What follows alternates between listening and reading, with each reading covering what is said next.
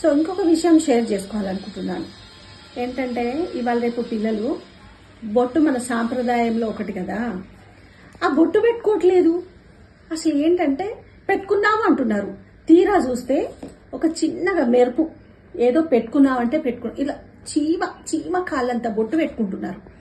అసలు మనం ఏ దేశంలో ఉన్నాము, ఆ బొట్టు ఎందుకు పెట్టుకోవట్లేదు? అసలు బొట్టు అంటే ఏంటో తెలుసా అమ్మాయిలు మీకు? అసలు బొట్టు అంటే మనకి యోగా శాస్త్రంలో ఉంటది అనమాట. అంటే యాక్చువల్గా ఉచ్ఛ్వాస నిశ్వాస ఏకమైన చోటు బ్రుకుటి అనమాట. అంటే ఇడ పింగళ సుషుమ్న నాడి అంటారు. యాక్చువల్గా నుదుటి మధ్యలో ఉండేది, ఈ నుదుటి మధ్యన ఉండేది సుషుమ్న నాడి.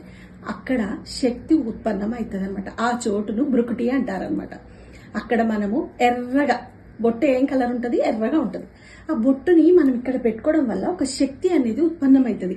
ఒక మనిషిని చూసేది ఫస్ట్ ఐ కాంటాక్ట్, అంటే ఈ రెండింటి మధ్యనే కదా ఈ బ్రుకుటి ఉండేది.